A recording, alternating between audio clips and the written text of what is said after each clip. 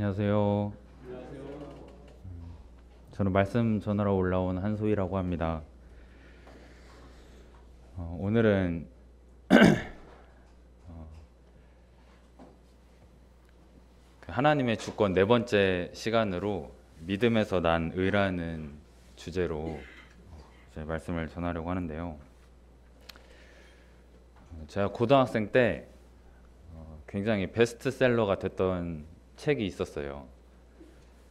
그 하버드의 정치학과 정치 철학을 이제 전공한 마이클 샌델이라는 그 교수가 쓴 정의란 무엇인가라는 책이 굉장히 이슈가 돼가지고 고등학생들 필독 도서로 뽑힐 정도로 이제 굉장히 이제 이슈가 됐던 책인데, 제가 고등학생 때 철학을 굉장히 좋아해가지고 학교 도서관에 있는 철학책은 다 봤다고 할 정도로 그렇게 철학에 막 심취해가지고 있었을 때가 있었습니다. 그러니까 굉장히 이제 생각하는 걸 좋아하고, 또 과거에 여러 사람들이 이제 생각했던 것들을 다 집필을 해놓은 책들이기 때문에 읽을 때마다 너무 재밌는 거예요. 그 사람들의 깊은 뜻을 다 헤아릴 수는 없지만 읽으면서 이제 굉장히 재밌다라는 생각을 하게 되었는데, 정작 그 책을 읽으면서 뭔가 성경적으로 어떻게 이 책들을 바라보고 해석할까, 이런 것들을 좀 더 생각했다면 더 유익했겠다 생각했던 지점들이 있는 것 같습니다. 그 정의란 무엇인가라는 책도 이제 오늘 그 의에 대해서 얘기를 하게 될 텐데, 그 책은 사실 결론을 맺어주는 책은 아니에요. 여러 이제 사례들을 통해서 정의가 무엇이냐 우리가 그 철학적으로 생각해 볼 수 있도록 이제 질문을 던지는 열린 결말로 끝나는 책인데, 제가 그 안에서 이제 굉장히 흥미로웠던 그 내용이 있어가지고 하나 가져왔습니다. 이건 이제 어떤 딜레마에 대한 내용인데, 여러분들이 이제 기차의 기관사, 그러니까 기차를 운전하는 어떤 사람이라고 가정을 해볼게요. 제가 열심히 이제 기차를 운전하고 있는데 굉장히 빠른 속도로 가고 있는데 브레이크가 말을 듣지 않는 거예요. 근데 이제 그 가는 선로에 5명의 인부들이 철도 공사를 진행하고 있는 걸 발견하게 됩니다. 와, 큰일 났다. 이대로 가면 이 5명은 꼼짝없이 이제 죽임을 당하게 되는 상황이 되는 거예요. 그래서 어떡하지 하다가 옆에 비상철로를 보게 돼요. 그래서 이 비상철로로 돌리려고 했더니 거기에 한 명의 사람이 서 있는 겁니다. 그래서 이 비상철로로 가게 되면 이 한 명의 사람이 죽게 되는 거예요. 성도님들이 그 기차의 운전수라면 어떤 선택을 하시겠어요?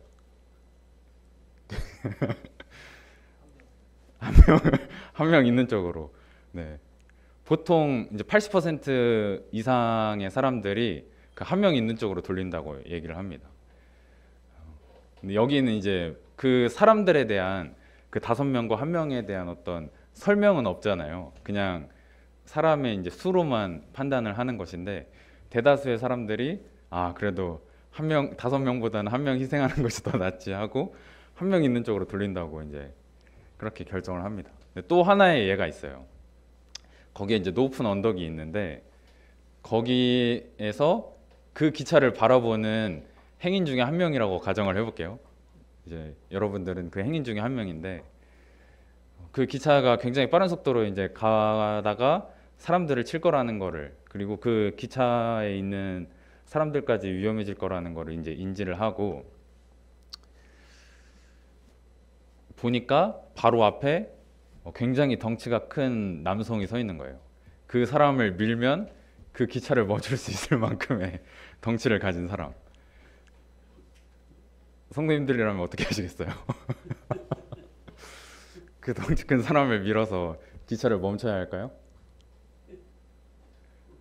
네, 이 책에서 이런 예시들이 나와요. 그래서 여기서는 근데 민다라고 하는 사람들이 11%밖에 안 된다고 해요. 굉장히 왜냐하면 본인 손으로 밀어서 떨어뜨려야 되는 그 상황이 굉장히 이제 여러 가지 어떤 도덕적이고 윤리적인 책임으로 다가오는 거죠. 내가 내 손으로 사람을 밀어서 그렇게 한다? 아무리 그 다수를 위한 희생이라고 할지라도 그렇게 하기가 어렵다는 거예요. 그리고 내가 떨어지려고 봤더니 이제 거기 책에서는 나는 그 기차를 멈춰 세울 만큼 체형이 비대하지 못하고 왜소하다라는 어떤 그런 가정을 하게 되는데, 이럴 때 우리는 어떤 딜레마에 빠지죠. 이러지도 못하고 저러지도 못하고.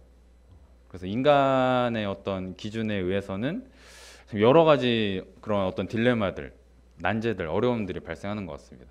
근데 제가 변수를 사실은 다 빼고 말씀드렸어요. 그러니까 예를 들어, 근데 그 5명이 굉장히 악명 높은 범죄자 집단이다. 또는 내가 이렇게 밀어야 될 사람이 희대의 연쇄 살인범이다. 라고 한다면 뭐 어떤 이제 또 결론이 어떻게 될지 모르죠. 사람들마다 이제 생각하는 바들이 또 달라질 것입니다. 그래서 여러 가지 이제 변수나 상황들을 이제 제외하고 이렇게 가정을 했을 때 사람들은 보통 이제 최대 다수의 최대 행복을 따르게 돼요. 이걸 공리주의라고 표현을 하는데, 그러니까 여기서 이제 예를 들어 진욱 형제 한 사람만 불행하고 나머지가 다 행복할 수 있다면 그 선택을 하는 것이 옳다라고 얘기를 하는 거예요. 진욱 형제는 소수기 때문에 진욱 형제의 어떤 의견이나 그 감정이나 행복이나 이런 것들은 중요하지 않다라고 보는 것. 최대 다수의 최대 행복을 이제 보통 사람들이 생각을 합니다. 나는 공리주의자야 이렇게 얘기하지 않더라도 보통은 그런 쪽으로, 아까도 이제 그 한 명 있는 쪽으로 틀겠다고 이제 결정을 하신 분들이 있었잖아요. 그런 경우들이에요. 다수를 살리기 위해서 소수를 희생시키는 그런 경우들. 그래서 인간의 어떤 기준들은 내가 어떤 경험을 했느냐, 또 어떤 것을 지향하느냐, 또 내가 살면서 어떤 사회에서 어떤 교육을 받았느냐에 따라서 달라집니다. 그러니까 이건 어떤 절대적인 기준은 아닌 거예요. 그러니까 어떤 사람은 이런 선택을 할 수도 있고 어떤 사람은 저런 선택을 할 수도 있고, 또 어떤 사람은 이런 선택하는 것이 맞다 이렇게 결론 내리는 사람도 있고, 어떤 사람은 이런 선택을 하는 것이 맞다라고 결론을 내리기도 합니다. 그러니까 인간의 기준은 굉장히 이제 여러 가지로 달라지기도 하는데, 오늘 이제 살펴볼 부분에 대해서도 의에 대해서 이제 나오는 부분들이 있습니다. 로마서 9장 30절부터 33절 말씀 한번 함께 읽도록 하겠습니다. 로마서 9장 30절에서 33절입니다. 네, 길지 않기 때문에 함께 읽도록 하겠습니다. 로마서 9장 30절에서 33절 시작. 그런즉 우리가 무슨 말을 하리요? 의를 따르지 아니한 이방인들이 의를 얻었으니 곧 믿음에서 난 의요. 의의 법을 따라간 이스라엘은 율법에 이르지 못하였으니 어찌 그러하냐? 이는 그들이 믿음을 의지하지 않고 행위를 의지함이라. 부딪힐 돌에 부딪혔느니라. 기록된 바 보라, 내가 걸림돌과 거치는 바위를 시온에 두노니 그를 믿는 자는 부끄러움을 당하지 아니하리라 함과 같으니라. 네, 여기 이제 소제목도 믿음에서 난 의라고 되어 있는데 믿음과 의의 또 상관관계가 어떻게 되는지도 한번 살펴보도록 하겠습니다. 30절에 보면 그런즉 우리가 무슨 말을 하리요? 의를 따르지 아니한 이방인들이 의를 얻었으니 곧 믿음에서 난 의요. 우리가 계속해서 이제 그 믿음에 대해서 강조를 해 왔었어요. 어떤 행위를 통해서 구원받는 것이 아니다, 의롭게 되는 것이 아니다, 우리가 믿어서 의롭게 된다 해서 이제 칭의라고 제가 말씀도 드리고 이제 그 부분에 대해서 살펴보았는데, 여기 이제 의를 따르지 아니한 이방인들이 의를 얻었다라고 말씀을 하고 있습니다. 그러니까 저희도 이방인의 입장에서 보면 전통적으로 봤을 때 과거 뭐 삼국시대나 뭐 고려시대나 조선시대나 이런 데를 살펴봤을 때 법이 있었을까요? 그 당시에? 네, 법이 있었어요. 법이 있었는데 중요한 것은 그 법이나 어떤 사람들의 어떤 윤리적 도덕적 그런 상황들이 하나님에게 맞춰져 있었느냐를 살펴보면 어떤 우리가 구원이나 어떤 영생 이런 문제들에 초점이 맞춰져 있었냐 보면 그런 건 아니었잖아요. 우리는 그냥 여러 사람들이 공동체 생활을 하면서 어떤 집단을 이루고 국가를 형성하면서 그 사람들이 지켜야 할, 의례 지켜야 할 어떤 규범이나 그런 도덕적인 것들을 기준으로 해서 뭐 여러 가지 법들을 만들기도 하죠. 지금도 수도 없이 많은 법들이 있는 것처럼 그렇게 법을 만들기도 합니다. 그러니까 이방인들에게 법이 없었던 것은 아니고 또 그거에 따라서 의인이다, 죄인이다 이런 것들이 이제 결정되기도 합니다. 그러니까 이 당시 이방인으로 취급받았던 로마 사람들도 마찬가지예요. 로마에 법이 있었을까요? 예, 로마에 가면 뭘 따르라고 하죠? 로마법 따르라고 하듯이 로마법이라는 게 있었어요. 그 1세기부터 이 예수님 시대 이전부터 과거부터 로마법이라는 게 있어가지고 그 로마법을 기준으로 이제 그 국가를 운영해 나가는 또 사람들이 그 법에 따라서 치리를 받는 어떤 상황들이 있었는데 여기 보면 의를 따르지 아니한 이방인들이라고 표현이 되어 있는 거예요. 여기서 말하는 의는 그러니까 그 어떤 법을 지키고 말고 이런 것이 기준이 아니라 그 기준이 하나님에게 맞춰져 있는 겁니다. 그 구원에 대한 어떤 영생에 대한 그런 어떤 고민이나 어떤 그 하나님의 선택이나 하나님의 인도하심이 있었느냐 그런 것이 전혀 없었다는 거예요. 하지만 유대인들은 어떻죠? 유대인들이 따르던 법이 뭐라고 했었죠 혹시? 네, 율법이라고 했었습니다. 율법을 따르는데 이 율법은 누가 만들었죠? 네, 하나님이 만드신 하나님이 직접 만들어서 이스라엘 백성들에게 주신 거예요. 그래서 이 법은 그 하나님을 기준으로 해서 의롭냐 의롭지 않느냐 그 판단 기준이 되고 또 이것을 다 행했을 때 하나님께서 분명히 그 복을 허락하시겠다고 약속을 주셨습니다. 그러니까 우리가 그 어떤 구원의 부분에 대해서도 봤을 때 이 율법은 분명히 그 의미가 있는 것이죠. 이 유대인들만이 그 법을 소유하게 된 것입니다. 그래서 이 의를 따랐다라는 것은 따랐느냐 따르지 않았느냐라는 것은 유대인들에게 이제 적용이 되는 것이지 이방인들에게는 적용되는 부분이 아니었던 거예요. 법은 있었지만 그것이 하나님을 향해 있었느냐 아니면 하나님의 어떤 뜻 안에 있었느냐 그것은 아니었다라는 겁니다. 그냥 사람들이 이제 정해서 만든 법 수준에 이제 그치는 것이죠. 근데 그 이방인들이 의를 얻었으니 곧 믿음에서 난 의라고 말씀을 하고 있습니다. 그러니까 이 유대인들은 예수님께서 이 땅에 오셨을 때 오히려 배척했죠. 죽이려고도 하고 심지어 실제로 죽이기도 하고 굉장히 이제 예수님에 대해서 어떤 부정적인 시선으로 바라보는 상황들이 컸다면 이 이방인들은 그렇지 않았다라는 거예요. 이 이방인들은 그 예수님의 어떤 그 구속 사역을 알게 되었을 때 그 구속 사역을 듣고 믿게 되었다라는 겁니다. 본인들이 어떤 평상시 의를 따랐던 정말 내가 하나님 뜻에 잘 따라서 이렇게 살아야겠다, 하나님 믿고 잘 살아야겠다 하지 않았는데 그 복음을 들었을 때 그 복음이 정말 믿음으로 와 닿아서 그것이 그 사람의 삶을 변화시켰다라는 거예요. 그러니까 이것이 그냥 의례 뭐 유대인들이나 뭐 이런 사람들에게도 흔하게 이제 전해졌던 굉장히 이제 예루살렘에서도 사도들이 열심히 전하기도 하고 예수님께서 실제로 계속해서 회개하라고 얘기하기도 하시고 그 구원에 대해서 말씀하시는 부분들 수도 없이 얘기했지만 심지어 예수님 이전에도 있었죠. 선지자들 아까 나아만 장군 얘기할 때 엘리사라는 선지자가 나왔는데 그런 선지자들을 통해서도 수도 없이 이제 말씀해 주셨는데 회개하라고 그리고 하나님께로 돌아오라고 수도 없이 이제 하나님께서 말씀하셨음에도 불구하고 유대인들은 거절했다라는 거예요. 그것을 좋게 여기지 않았다라고 이제 거절했다라고 볼 수 있는 겁니다. 그래서 이 이방인들은 믿음으로 의롭게 됐다라는 거예요.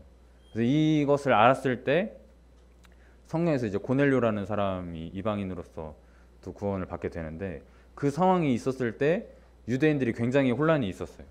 이방인도 구원을 받을 수 있다고?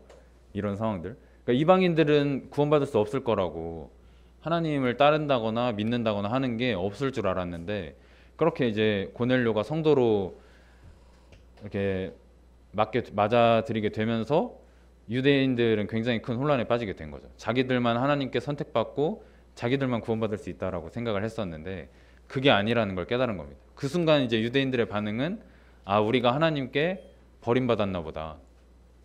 하나님께서 우리를 선택하셔가지고 하나님의 그 뜻을 실행하시려고 했는데 그게 실패했나 보다. 이렇게 생각을 했습니다. 그래서 우리가 그 앞전에도 살펴봤듯이 하나님께서 실패했느냐? 아니라고 했었죠. 하나님께서 불의하시냐?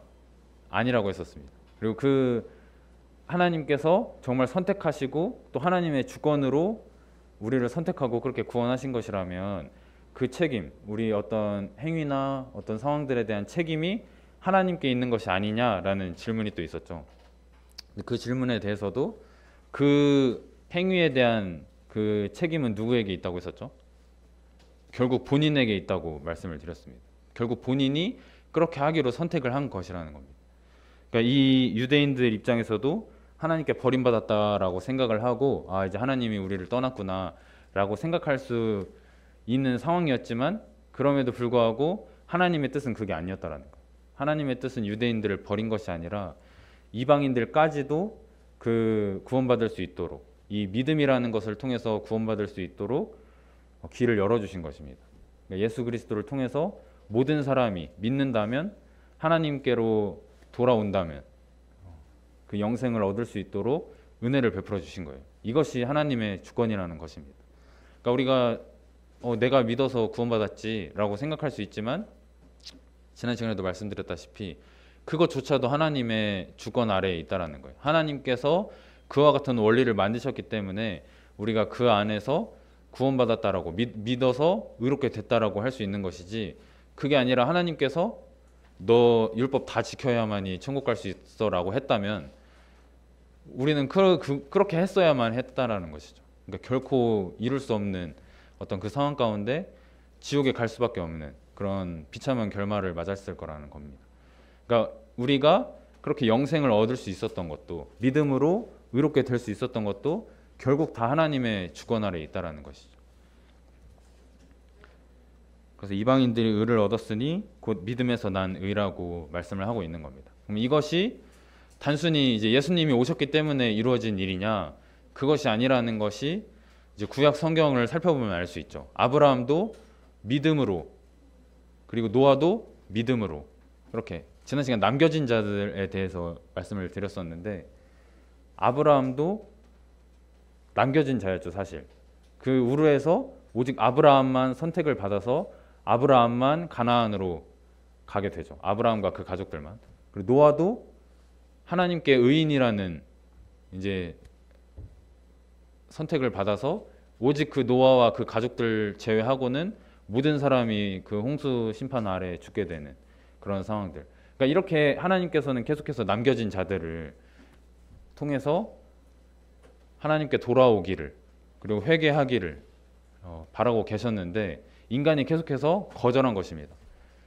그러니까 아브라함이 나올 때도 마찬가지고 노아가 심판을 받을 때도 다른 사람들도 그렇게 할 수 있는 기회가 있었을까요? 없었을까요? 노아가 방주를 열심히 만들 때 나도 그 방주에 들어가야지 해서 그 방주에 들어갔다면 살았을 거예요. 분명히. 하나님께서 그걸 막지는 않으셨을 겁니다. 내가 방주에 들어가고자 하는데 하나님께서 그걸 막으신다? 그럴 일은 일어나지 않았을 거예요. 그런데 중요한 건 들어가고자 하는 사람이 있었을까요? 네, 단 한 사람도 없었다라는 겁니다.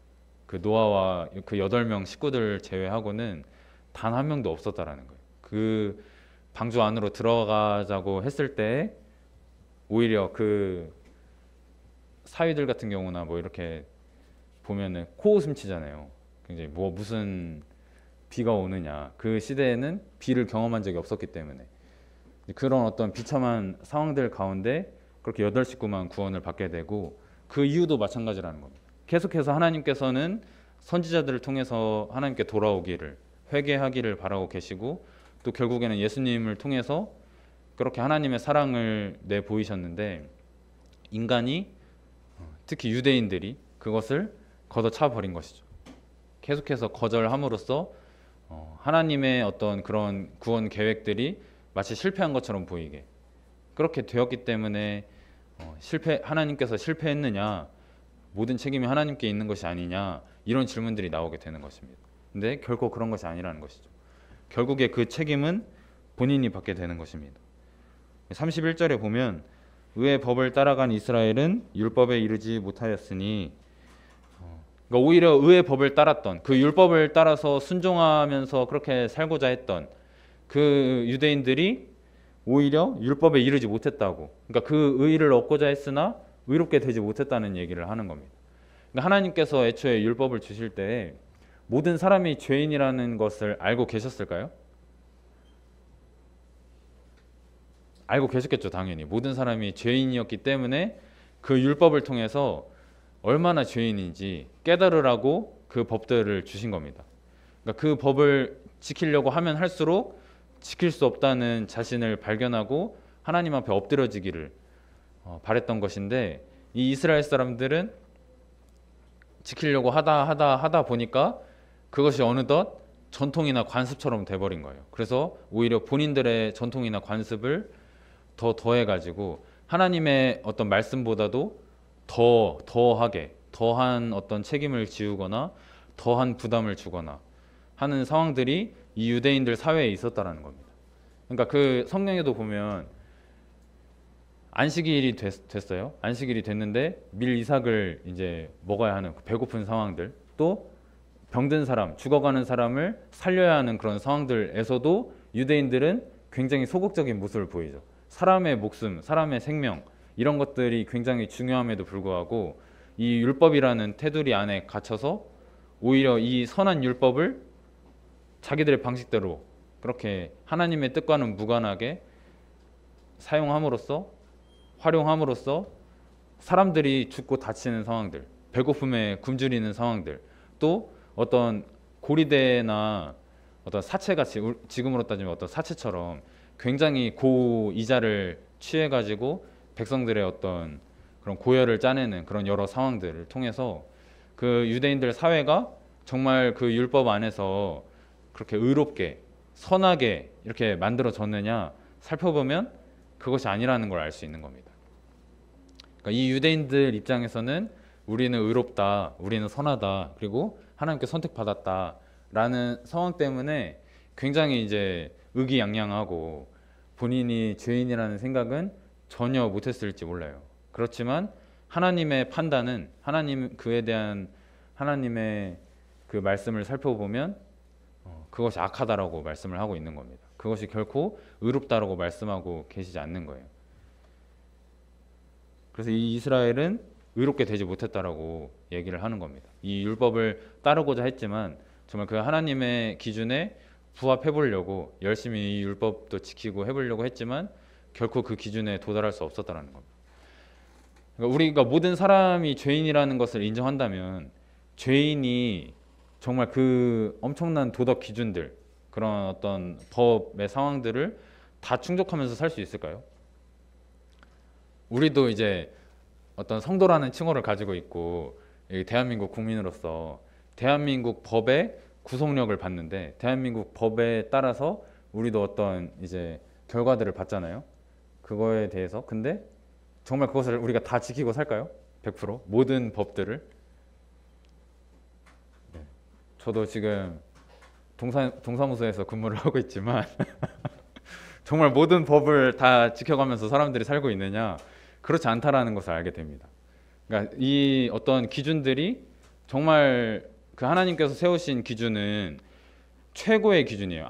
아무나 도달할 수 없는, 그 어느 누구도 도달할 수 없는 그 기준인데 하나님께서 그걸 주신 이유는 그걸 진짜 지켜서 의롭게 되라고 주신 게 아니라는 겁니다. 하나님께서도 이미 그것을 알고 계셨다는 거예요. 모든 사람이 죄인이라면 그걸 지켜서 의롭게 되는 것이 아니라 그 법을 통해서 자신이 얼마나 죄인인지 깨달으라고 하나님께서 주시는 상황이었는데도 불구하고 이 유대인들은 그 상황에서 벗어나게 된 것이죠. 변질돼서 이제 전통이나 어떤 관습이나 이런 걸 통해서 이 법을 어떻게든 고수하려고 하다 보니 그 예수님마저도 본인들을 구원하기 위해 이 땅에 오신 그 예수님마저도 십자가에 못 박게 되는 굉장히 이런 안타까운 상황들이 벌어지게 되는 것입니다.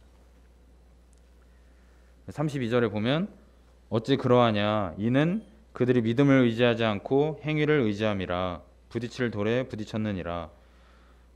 세 번역에 보면 이제 스스로 걸림돌에 걸려 넘어졌다라는 표현이 있습니다. 그러니까 이 유대인들이 믿음을 의지하지 않고 본인들의 행위를 의지함으로 이제 성경에서도 뭐 세리나 어떤 뭐 창녀나 이런 상황들 그 사회에서 어떤 도덕적인 기준이나 여러 상황에서 못 미치는 사람들 그리고 어떤 바리새인들 굉장히 이제 도덕적으로 뛰어나 보이는 굉장히 이제 도덕적으로도 훌륭하고 인품도 훌륭해 보이는 그 바리새인들과 이렇게 대비해서 보여주는 부분들도 있는데 본인들이 굉장히 의롭다고 생각하는 거예요. 나는 이걸 다 지켰다라고 하나님의 말씀을 다 지키고 산다라고 떳떳하게 얘기할 정도로 그렇게 이제 본인을 돌아볼 수 있는 그런 힘이 사라져 버린 겁니다. 그러니까 나는 정말 완벽하다. 하나님의 법 아래에 난 다 지키면서 살았다. 이렇게 얘기할 정도로. 그런데 하나님의 기준은 하나님의 그 뜻은 그게 아니었다라는 것이죠. 그래서 행위를 의지했기 때문에 믿음이 아닌 행위를 의지했기 때문에 그 의롭게 되지 못했다라고 하나님께서 말씀하고 있는 겁니다. 그러니까 우리도 때로는 뭔가 어떤 선한 행위를 해야만 우리가 정말 이렇게 의롭게 어떤 살아가는 그런 모습이 있어야만 구원받았다고 생각하거나 그래서 이제 보통 학생 때도 그렇고 캠프 갔다 오면 나 구원받았어 이러다가도 본인들 모습이 이제 그렇지 않다 보니까 그거에 이제 무너져 가지고 나 구원받은 사람이 아니구나 3일 만에 이제 다시 번복하기도 하고 하는 상황들이 벌어지기도 하잖아요.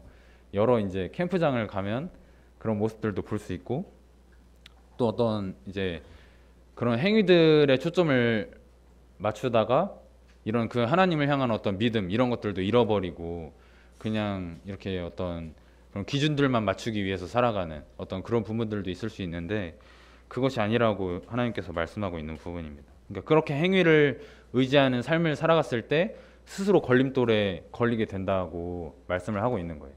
그러니까 이 유대인들은 본인들이 잘 지키고 잘 따르고 하나님의 율법을 잘 지키면서 산다고 생각했지만 오히려 그것이 본인들의 올무가 되어가지고 믿을 수 없게 만드는 그 예수님이 이 땅에서 구원자로 오셨지만 그걸 믿지 못하게 만드는 그런 상황이 된 겁니다. 그러니까 스스로 무덤을 파게 되는 아무리 예수님께서 말씀하셔도 아니라고 하게 되는 거절하게 되는 그런 상황. 그러니까 이 성경 말씀을 보게 되면 이스라엘 사람들 하면 굉장히 답답하게 느껴지잖아요. 구약 때부터 신약을 읽어봐도 그 답답함은 해소가 되질 않습니다. 이스라엘 사람들을 생각하면 참 답답하다. 어떻게 이렇게 생각할 수가 있지? 어떻게 이렇게 행동할 수가 있지? 하는데 사실 우리 삶을 살펴보면 그런 경우들이 많잖아요. 이스라엘 사람들처럼 어리석은 선택을 하거나 어리석은 말을 하거나 어떤 그런 하나님의 여러 가지 이제 상황이나 환경을 통해서 또 말씀을 통해서 계속해서 말씀하고 계심에도 불구하고 깨닫지 못하고 그렇게 이제 본인 뜻대로 살아가는 자기 소견에 오른 대로 살아가는 모습들도 흔히 우리 모습에서 발견할 수 있는데 그것이 걸림돌이 된다는 거예요. 스스로에게 걸림돌이 된다라고 말씀을 하고 있는 겁니다. 그래서 33절에 기록된 바 보라 내가 걸림돌과 거치는 바위를 시온에 두노니 그를 믿는 자는 부끄러움을 당하지 아니하리라 함과 같으니라. 여기서도 이제 걸림돌과 거치는 바위에 대해서 말씀을 하고 있습니다. 근데 여기 걸림돌과 거치는 바위는 아까 그 앞에 나왔던 부딪힐 돌과는 조금 달라요. 여기서 나오는 그 걸림돌과 거치는 바위가 혹시 누구를 말하는 걸까요? 걸림돌과 거치는 바위를 누굴 두고 얘기하는 부분일까요? 네, 예수 그리스도를 말씀하는 부분입니다. 아까 그 앞부분은 유대인들 스스로 만든 그 걸림돌을 얘기한다면 여기서는 예수 그리스도를 말씀하고 있는 부분입니다. 그러니까 여기서 걸림돌과 거치는 바위라고 표현한 이유는 유대인들 스스로가 그렇게 만들었기 때문에 이 예수님께서 이 땅에 오실 때는 우리가 예수님을 반석이라고 표현하기도 하고 어떤 그런 굉장한 믿음의 기초, 어떤 주춧돌 이렇게 표현할 수가 있는데 그런 돌을 빼다가 바깥에다 버려둔 거예요, 한마디로. 그러다 보니 당연히 걸림돌이 되겠죠. 엄청나게 큰 돌, 반석, 뭐 주춧돌이라고 할지라도 그것을 떼다가 그냥 길 한가운데다가 세워 놓으면, 던져 놓으면, 버려 두면 그것은 걸림돌이 되는 것입니다. 이 유대인들이 이와 같았다라는 거예요. 예수님께서는 이 믿음을 통해서 모든 사람들이 의롭게 될 수 있도록, 거듭날 수 있도록, 구원받을 수 있도록 그렇게 예수님께서 대신 희생을 하셨는데도 불구하고 그 희생을 이 유대인들은 걸림돌로 만드는 것이라는 겁니다. 그러니까 계속해서 이 율법을 고수함으로 인해서, 이 율법은 물론 선한 것이지만 이것을 고수함으로 인해서 의롭게 되지 못하는 그런 역설적인 상황이 된 거예요. 이 율법을 지키면 의롭게 되는데 사실 이 율법을 못 지키니까, 이 율법을 고수하면 고수할수록 이 율법은 나를 죄인으로 만드는 겁니다. 나를 의롭게 하지 못하는 상황이 되는 거예요. 그러니까 이 유대인들이 율법을 고수하면 고수할수록 본인들은 계속해서 죄인이 되는 겁니다. 더 큰 죄인들이.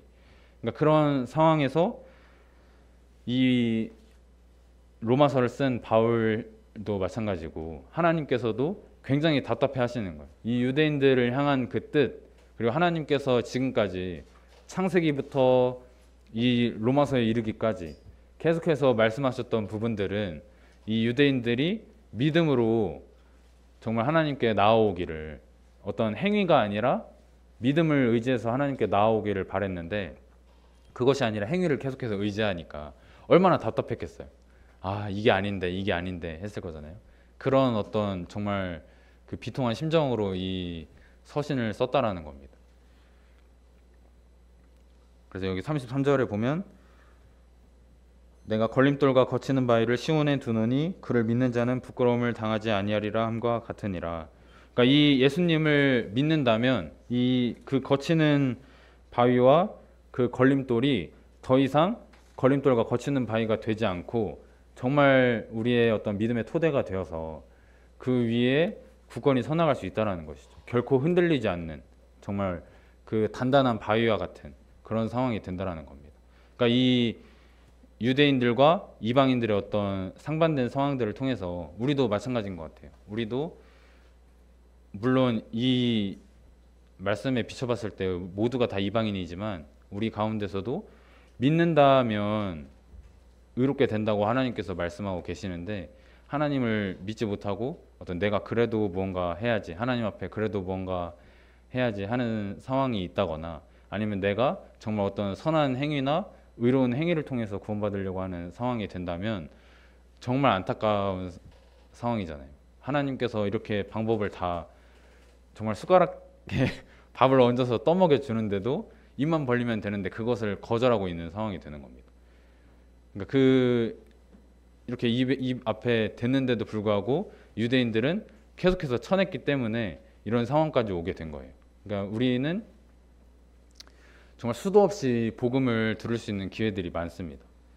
그러니까 저부터도 구원받기 전도 그랬지만 구원받은 후도 사실 복음을 들을 수 있는 기회는 굉장히 많잖아요. 그래서 우리가 복음을 들을 수 있는 기회들이 넘쳐남에도 불구하고 그것을 믿지 못하고 정말 예수님께서 우리의 죄를 위해서 그렇게 다 모든 죄값을 치러주셨다라는 것을 믿지 못하고 우리가 그래도 행위로 아니면 어떤 다른 어떤 것을 의지함으로 그 하나님을 믿지 못하고 어떤 자기 소견에 오른 대로 살아가거나 한다면 정말 안타까운 상황이 될 것입니다. 그 결과는 본인이 다 감당해야 한다고 성경에서 말씀하고 있는 거예요. 그러니까 이 9장의 말씀은 하나님의 주권 그리고 인간의 책임에 대해서 다루고 있는 부분입니다. 이건 굉장히 지금까지도 논란이 되고 있는 부분이지만 그럼에도 불구하고 분명한 것은 하나님의 주권만이 있느냐 그게 아니라는 거예요. 인간의 책임만이 있느냐 그런 게 아니라는 겁니다. 그러니까 어떤 사람들은 극단으로 가기도 해요. 하나님의 주권이 있으니까 인간의 책임은 쏙 빠지고 그래서 나 전도 안 해도 되겠지. 하나님이 이미 선택하고 구원받을 사람들 다 정해 두셨으면 나 전도 안 해도 되겠지. 이렇게 생각하거나 아니면 인간의 책임을 너무 강조하다 보면 어떤 인간이 무언가 다 해야 하는 이 유대인들처럼 무언가 행위로서 계속해서 증명해야 되는 것처럼 그렇게 되기도 하고 무언가 어떤 그런 인간의 책임을 통해서 정죄하기도 하고 그런 상황들이 발생을 하는데 이 이제 로마서 9장을 통해서 살펴본 바로는 하나님의 주권도 분명히 있지만 인간의 책임도 분명히 있다라는 거예요. 그러니까 그 가운데에 우리에게 주어진 부분들, 우리가 책임져야 될 부분들은 분명히 우리가 책임지되 그 하나님의 주권 아래에 있다라는 것을 우리가 인정하는 태도가 필요한 것입니다. 그러니까 우리가 살면서 인정하게 되는 부분들이 있잖아요. 뭔가 내가 열심히 공부해서 시험에 합격하거나 내가 뭐 좋은 직장에 들어가거나 아니면 뭐 결혼을 하거나 하는 상황들 가운데 마치 내가 선택하고 내가 무언가 한 것처럼 느껴질 수 있지만 그 가운데 하나님의 주권이 있었다라는 거, 우리가 기도하면서 다 경험하는 바가 있으실 텐데 그 가운데 하나님의 주권과 인간의 책임 부분이 분명히 이렇게 공존한다라는 것을 성도님들께서 생각하시면서 정말 이 땅에서 살아갈 때 하나님을 인정하는 태도, 그리고 그 성도님들 각자가 가지고 있는 책임들, 그거를 부정하지 않는, 그리고 그 책임들을 정말 멋지게 그 책임을 다 완수하시는 성도님들 되기를 바라는 마음이 있습니다. 네. 기도하고 말씀 마치도록 하겠습니다. 기도하겠습니다. 하나님 아버지, 오늘 우리가 행위가 아니라 정말 믿음으로 이롭게 된다는 것을 다시 한번 또 살펴보게 되면서 정말 하나님께서 그 유대인들을 바라볼 때 얼마나 답답하셨을지, 그럼에도 불구하고 우리에게도 그와 같은 모습들이 여전히 남아있다라는 것을 생각해 보게 될 때 좀 하나님 앞에 좀 엎드려지게 됩니다. 우리 삶 가운데 정말 미치는 그 하나님의 주권을 우리가 인정하고 이 땅 가운데서 우리가 앞으로의 인생 가운데 어떠한 일들이 벌어질지 다 헤아릴 수 없지만 그럼에도 불구하고 우리 가운데 역사하시는 그 하나님을 의지함으로 우리에게 또 맡겨진 책임들을 또 완수해 나가는 그런 멋진 저 금은교회 성도님들 될 수 있도록 하나님께서 함께해 주시기를 간절히 바랍니다. 좀 어떤 유대인들과 같이 정말 행위를 의지함으로 그런 어리석은 길을 가지 않도록 하나님께서 지켜주시고 또 우리 가운데 강하게 역사해 주심으로 우리가 능히 그 하나님께서 맡겨주신 또 여러 책임들, 또 우리가 마땅히 해야 할 바들을 또 할 수 있도록 인도해 주시기를 간절히 바랍니다.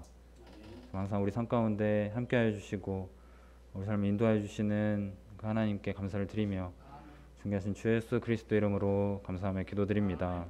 네, 말씀 마치도록 하겠습니다.